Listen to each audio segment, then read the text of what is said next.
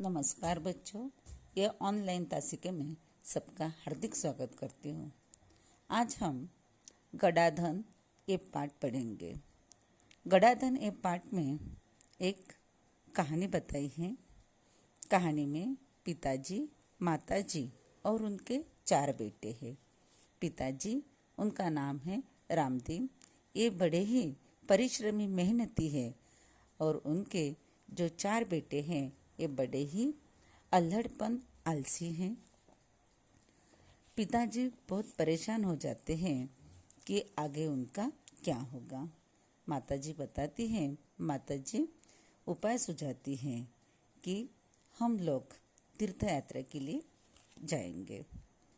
तब वो अपने बेटों को बुलाकर बताते हैं कि बच्चों, हम तीर्थ यात्रा पर जा रहे हैं और तुम्हारे लिए हमने घर में सब कुछ राशन वगैरह भरकर रखा है। अगर कोई ज़रूरत पड़े तो हमने खेत में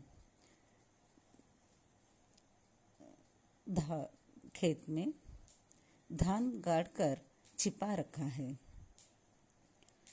अगर तुम्हें ज़रूरत पड़ने पर तुम वो निकाल कर उसका उपयोग कर लेना। बच्चे बड़े ही मन बड़े खुश हो जाते हैं और माताजी और पिताजी तीर्थ यात्रा के लिए निकल पड़ते हैं। जब घर अच्छी तरह से चलता है और कुछ दिनों बाद घर का धान्य समाप्त होने लगता है, फिर चारों भाइयों को चिंता होती है। फिर उनको याद आता है कि जाते समय पिताजी ने बोले थे कि अगर तुमको ज़रूरत पड़ने पर खेत में गड़ा हुआ धन निकाल लेना। बच्चे रात के समय में खेत में खुदाई का काम करते हैं। खुदाई का काम करने पर उनको कुछ भी नहीं मिलता। वो निराश हो जाते हैं और निराश होकर घर लौटते समय उनको उनके पिताजी के परम मित्र हरिनाथ मिलते हैं। वो पूछते हैं कि आज तुम लोग बहुत ज़्यादा थके हुए दिख रहे हो, इसका कारण क्या है? बच्चे बताते हैं। जो कुछ हुआ उसके बारे में चारों बच्चे बताते हैं। उनके काका हरिनाथ उनको सलाह देते हैं कि बेटो, तुम लोगों ने खेत तो खोद ही लिया है, अब उसमें बीज बो दो। चारों भाइयों के उदास चेहरे पर खुशी की लहर दौड़ उठती है। काका ने बताए अनुसार खेत में बीज बोते हैं और खेत में से नन्हे अंकुर निकल आते हैं। वो चारों ही मन में उनके चारों के मन में ही उत्साह जाग उठता है। फिर वो खेत में निराई गुड़ाई करते हैं और खेत में अच्छी फसल आती है। वो अपने पिताजी के मित्र को धन्यवाद देकर फसल बाजार में बेचने के लिए ले जाने की तैयारी में जुट जाते हैं। उसी समय तीर्थ यात्रा से माताजी और पिताजी लौट आते हैं। उनके चरण स्पर्श करते हैं और गाड़ी में लदे अनाज के बोरे देखकर पिताजी कहते हैं, बेटे, एक खेत में गड़े धन का राज समझ में आ गया होगा। चारों ने सिर हिलाकर स्वीकार किया और कहा, हाँ पिताजी, अब हम यह भी समझ गए हैं कि जीवन में परिश्रम के बिना कुछ भी संभव नहीं है। परिश्रम से ही धन कमाया जा सकता है। एक छोटी सी कहानी थी। बच्चों, कहानी के दौरान पाठ आपके समझ में आया ही होगा। अब हम पाठ देखेंगे। सुंदरपुर गांव में रामदीन नामक किसान रहता था। उसके 4 बेटे थे। रामदीन नामक किसान रहता था। किसान का अर्थ क्या है?